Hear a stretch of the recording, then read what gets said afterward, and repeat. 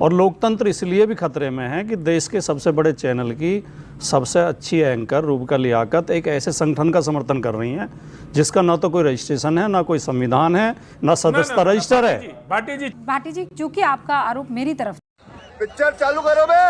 राजकुमार भाटी जी, शुरुआत आपसे कर रही हूं। हमने देखा है कि बाकी सारी मुद्दों पर तो राहुल गांधी को जमकर समर्थन तमाम विपक्ष के जो दूसरे घटक दल है उनका मिल जाता है, लेकिन लोकतंत्र पर जाकर विदेश की धरती पर बार बार बात करना और ये कहना कि लोकतंत्र अब खतरे में आ चुका है और क्या क्या उसके लूप होल्स है, ये कितना सही है और कितना जायज है?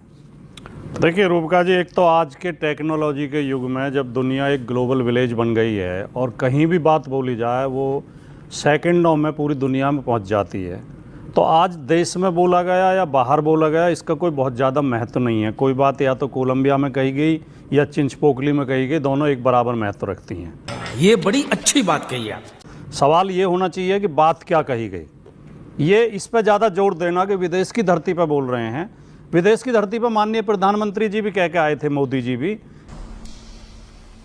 कि पहले भारत में पैदा होने में भी शर्म आती थी, भारत ऐसा देश था।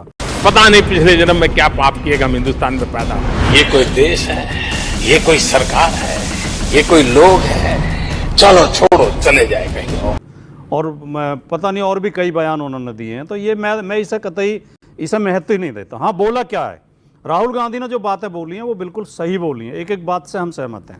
भारतीय जनता पार्टी के शासन में भारत में लोकतंत्र खतरे में है। भारत में माननीय मोदी जी की सरकार के कई ऐसे निर्णय सुप्रीम कोर्ट में जाके रुके हैं जिन पर विपक्ष लगातार उंगली उठा रहा था, विरोध कर रहा था, लेकिन सरकार सुनने को तैयार नहीं थी। लोकतंत्र का पिलर है कि नहीं है, मतलब जो चार पिलर कहे जाते हैं, लोकतंत्र खतरे में कैसे आता है? राजकुमार भाटी जी, पहले मुझे ये समझाइए। जब मोदी जी इलेक्टोरल बॉन्ड लेकर आए थे तो तमाम विपक्ष ने और मीडिया ने भी, एक हिस्से को छोड़ दें मीडिया के को जो सरकार समर्थक है, तो निष्पक्ष मीडिया ने सवाल उठाए थे। अच्छा, वो आप तय करेंगे कि निष्पक्ष क्या है और जो है वो बायस कौन है, अनबायस कौन है? ये तो देखो अभी आपने कह दिया अब इस पे भी मैंने किसी का नाम तो लिया नहीं है। जली ना, तेरी भी जली ना।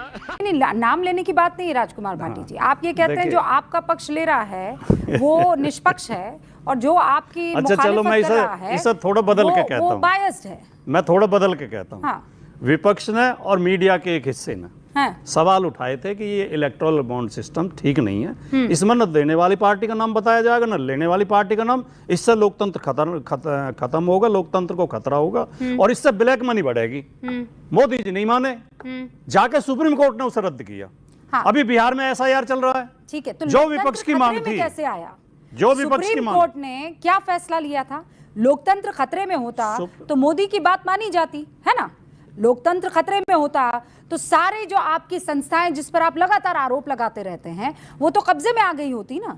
तो सुप्रीम कोर्ट ने क्या कहा? लोकतंत्र तब मजबूत होता जब विपक्ष की और जनता की भावना को सरकार स्वीकार कर लेती या संसद स्वीकार कर लेती और वहीं ये रुक जाता। जनता और मोदी जी मान लेते, आप चाहते हैं मोदी जी तानाशाही पर अड़े रहे, मोदी जी तानाशाही पर अड़े रहे। दूसरा उदाहरण, 2-3 उदाहरण तो देने दें मुझे, एक मई समय खराब हो जाएगा। एक सेकंड, समय खराब, दूसरा उदाहरण दे दूं। पहले उदाहरण पर रुकते हैं। मैं, आप जानते हैं मैं लॉजिक पर बात करना पसंद करती हूँ।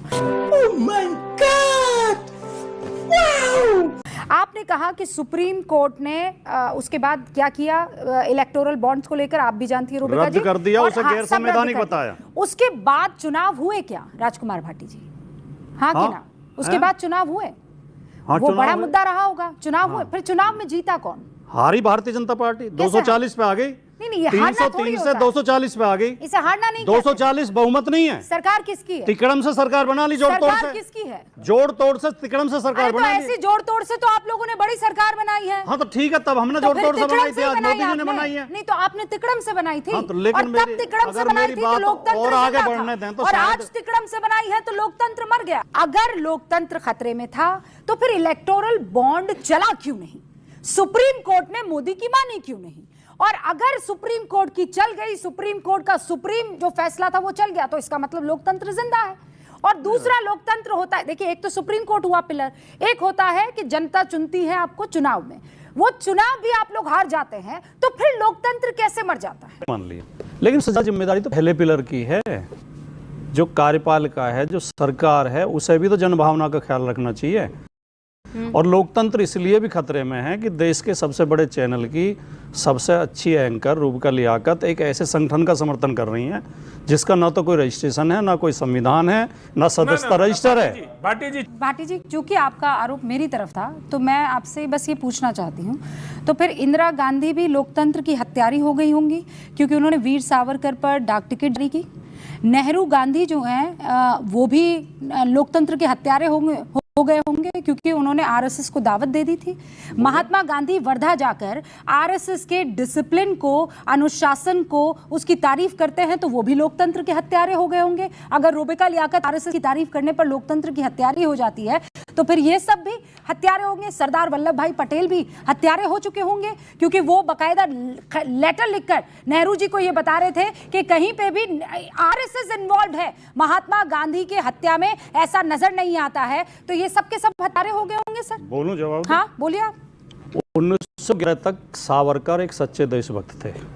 सावरकर ने 1857 संग्राम पे एक पुस्तक लिखी और उसमें हिंदू मुस्लिम एकता के प्रबल समर्थक थे। पहली पुस्तक है 1857 पे जिसने क्रांति कहने का साहस किया। मैं बोल रहा हूँ। अब आप विद्रोह कह रहे नहीं, अगर आप ऐसा नहीं बोलने देंगे नहीं सर, आप मेरे समर्थन करते हुए बीच में बात काट दो। पहले की सरकारें इस बात का गर्व करती थी कि हमने ये कानून बनाया, हमने टिकना कानून बनाया, हमने फलाना कानून बनाया। आपने सुना होगा, सब सुना होगा। उनको कानून बनाने में मजा आता था, मुझे कानून खत्म करने में आनंद आता है। आपसे खतरनाक इस देश के लिए कोई हो नहीं सकता। आप जो मेरी आलोचना करते हैं वो मेरे लिए बहुत बड़ा खजाना है, वो मेरे लिए गोल्ड माइन है।